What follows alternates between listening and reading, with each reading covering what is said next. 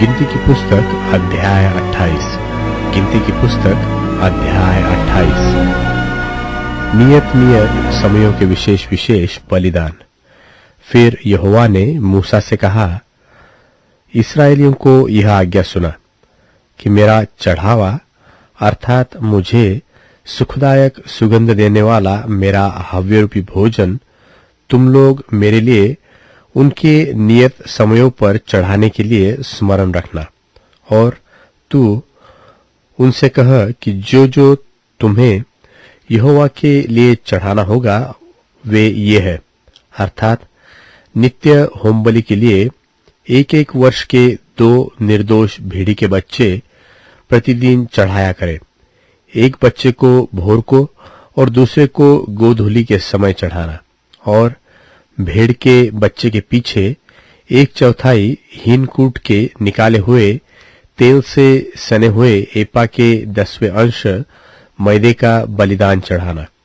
यह नित्य होमबलि है जो सिनै पर्वत पर यहोवा का सुखदायक सुगंध वाला हव्य होने के लिए ठहराया गया। और उसका अर्घ प्रति एक भेड़ के बच्चे के संग 1/4 हीन हो। मदिरा का यह अर्घ यहोवा के लिए पवित्र स्थान में देना। और दूसरे बच्चे को गोधूली के समय चढ़ाना। अन्नबलि और अर्घ समेत भोर के होमबलि की नाई उसे यहोवा को सुगंधदायक सुगंध देने वाला हव्य करके चढ़ाना। फिर विश्राम दिन को 2 निर्दोष भेड़ के 1 साल के नर बच्चे और अन्नबलि के लिए तेल से सना हुआ एपा का 2/10वां अंश मैदा अर्घ समेत चढ़ाना। नित्य होमबलि और उसके अर्घ के अलावा प्रत्येक विश्राम दिन का यही होमबलि ठहरा है। फिर अपने महीने के आरंभ में प्रतिमास यहोवा के लिए होमबलि चढ़ाना, अर्थात 2 बछड़े, 1 मेंढा और 1 वर्ष के निर्दोष भेड़ के 7 बच्चे और बछड़े पीछे तेल से सना हुआ एपा का 3/10वां अंश मैदा और उस 1 मेंढे के साथ तेल से सना हुआ एपा का 2/10वां अंश मैदा और प्रत्येक भेड़ के बच्चे के पीछे तेल से सना हुआ एपा का 10वां अंश मैदा, उन सबों को अन्नबलि करके चढ़ाना। वह सुखदायक सुगंध देने के लिए होमबलि और यहोवा के लिए हव्य ठहरेगा।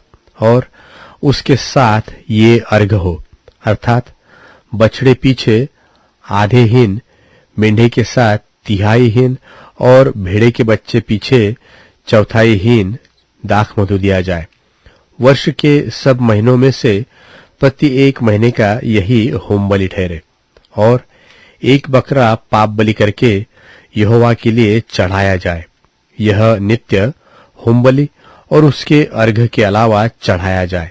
फिर पहले महीने के 14वें दिन को यहोवा का फसह हुआ करे और उसी महीने के 15वें दिन को पर्व लगा करे।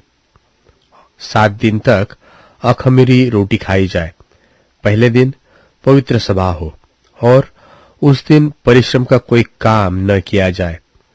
उसमें तुम यहोवा के लिए एक हव्य अर्थात होमबलि चढ़ाना। सो 2 बछड़े, 1 मेंढा और 1 वर्ष के 7 भेड़ के बच्चे हो। ये सब निर्दोष हो और उनका अन्नबलि तेल से सने हुए मैदे का हो। बछड़े पीछे एपा का 3/10वां अंश और मेंढे के 7 एपा का 2/10वां अंश मैदा हो। और 7 भेड़ों के बच्चों में से एक प्रतिदिन बच्चे पीछे एपा का 10वां अंश चढ़ाना। और 1 बकरा भी पाप बलि करके चढ़ाना, जिससे तुम्हारे लिए प्रायश्चित्त हो। भोर का होमबलि जो नित्य होमबलि ठहरा है, उसके अलावा इनको चढ़ाना। इस रीति से तुम उन 7 दिनों में भी हव्य का भोजन चढ़ाना, जो यहोवा को सुखदायक सुगंध देने के लिए हो। यह नित्य होमबलि और उसके अर्घ के अलावा चढ़ाया जाए। और 7वें दिन भी तुम्हारी पवित्र सभा हो और उस दिन परिश्रम का कोई काम न करना। फिर पहली उपज के दिन में जब तुम अपने छुटवारे नाम पर्व में यहोवा के लिए नया अन्नबलि चढ़ाओगे, तब भी तुम्हारी पवित्र सभा हो, और परिश्रम का कोई काम न करना, और एक होम बलि चढ़ाना जिससे यहोवा के लिए सुखदायक सुगंध हो, अर्थात 2 बछड़े, 1 मेंढा और 1-1 वर्ष के 7 भेड़ के बच्चे, और उनका अन्नबलि तेल से सने हुए मैदे का हो, अर्थात बछड़े पीछे एपा का 3/10वां अंश, और मेंढे के संग एपा का 2/10वां अंश, और 7 भेड़ के बच्चों में से 1-1 बच्चे के पीछे एपा का 10वां अंश मैदा चढ़ाना, और 1 बकरा भी चढ़ाना जिससे तुम्हारे लिए प्रायश्चित्त हो। ये सब निर्दोष हो, और नित्य होम बलि और उसके अन्न बलि और अर्घ के अलावा इसको भी चढ़ाना। और अर्घ